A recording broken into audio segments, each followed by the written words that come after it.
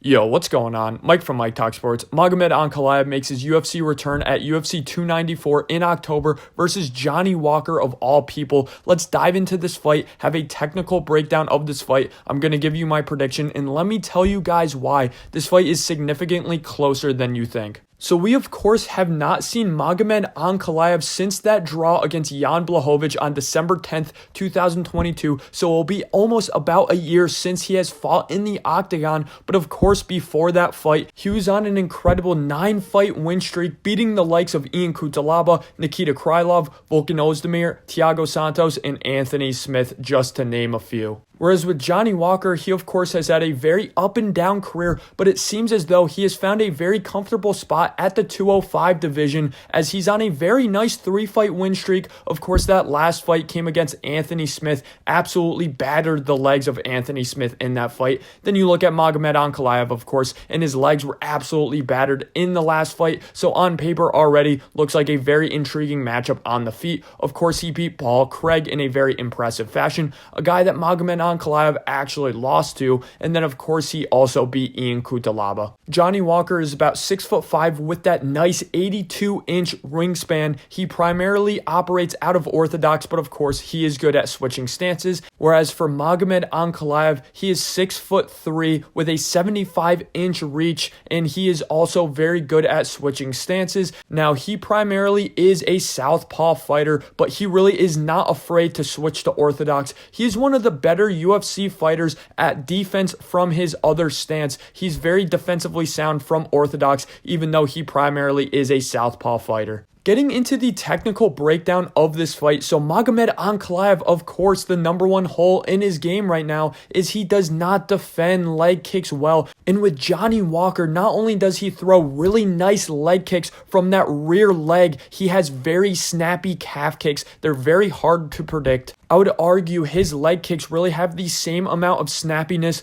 power, and an unpredictability about it than Jan Blachowicz. So it's definitely going to be something that Johnny Walker is going to heavily rely upon in this fight. Something else that's very interesting of note, Magomed Ankalaev is used to being the bigger fighter in there with the longer reach. In his last fight, Jan Blachowicz has a longer reach than Magomed Ankalaev, and he really was struggling with the boxing range and the kickboxing range trying to get in on Jan Blachowicz. So that is a nice advantage for Johnny Walker as well. Now, Magomed Ankalaev is known for his nice movement at light heavyweight. I do think his movement is very overrated. Now, of course, he was very plotty in that Jan Blachowicz fight, and a lot of people credit this to the legs being absolutely compromised. But even before a leg kick was landed, Magomed Ankalaev looked very plotty on the feet, and I know that last fight was not a good representation of his movement in the octagon, but overall, Magomed Ankalaev is a solid, about average to slightly above average mover in there. He's not somebody with this insane movement like I hear people talking about him.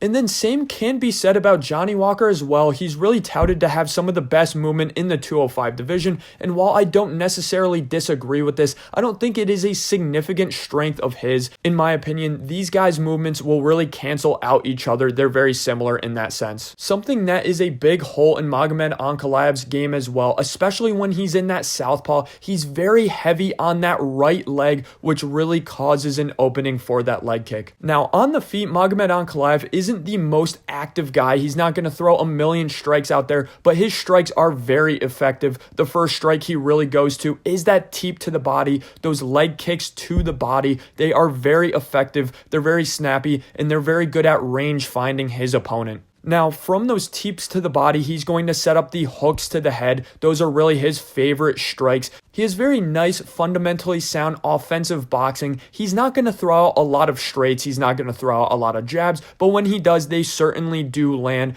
But on average, he really will throw those hooks more than he throws those straights and those jabs. And to me, I see this as a potential big problem for Johnny Walker on the feet, as his head defense really isn't all that good. His guard isn't all that good, and he really does rely upon his offensive striking and his long reach and his long frame to defend head strikes, kind of similar to what Alex Pereira does. An aspect of Johnny Walker's stand-up where I think he's going to have success in this fight is off of the back foot. He's actually very sneaky good off the back foot. He really loves those counter shot hooks off the back foot when his opponent is being over aggressive, trying to march him down. So his boxing is good off the back foot. What else? Well, those head kicks are absolutely incredible for Johnny Walker. They are very dangerous. If you run into a Johnny Walker head kick, your night is probably over. Not only does he have really nice roundhouse kicks to the head, again, very powerful, very snappy, but he has very unorthodox kicks as well. He's not afraid to throw out kicks such as an axe kick,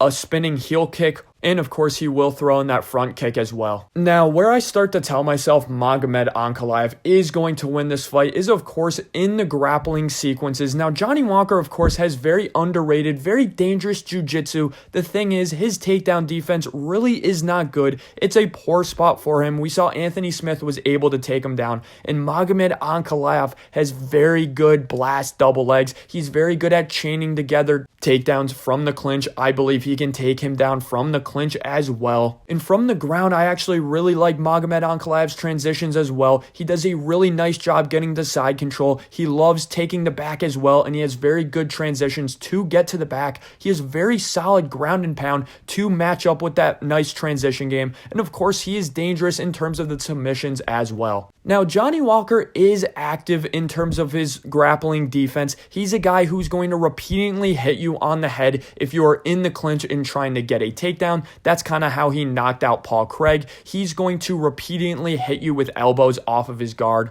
He's going to rapidly move to try to get back up to his feet or try to get a submission. But in my opinion, this is not going to be enough against Magomed Ankalaev. I think he's good enough on the ground to fend off submissions, but I don't think he's good enough to consistently get back up on his feet against Magomed Ankalaev. I think Johnny Walker is going to have some success on the feet in this fight, specifically with those leg kicks. Overall, I think Magomed Ankalaev's boxing is going to look very good in this fight, as I don't like Johnny Walker's head striking defense, but I do think Johnny Walker will have some nice exchanges in the boxing exchanges as well. But overall, my official prediction is going to be 29-28, 30-27, 30-27 to Magomed Ankalaev. I think there will be one really close round in there that one judge gives Johnny Walker. Overall, I think Magomed Ankalaev is going to control the pace of this fight with his grappling. Thanks for listening, guys. Let me know in the comment section below, do you agree or disagree with my take that this fight will be very close, but Magomed Ankalaev will get it done via a unanimous decision? If you guys listen till the end of this video, I really appreciate it. Smack that like and hit the subscribe.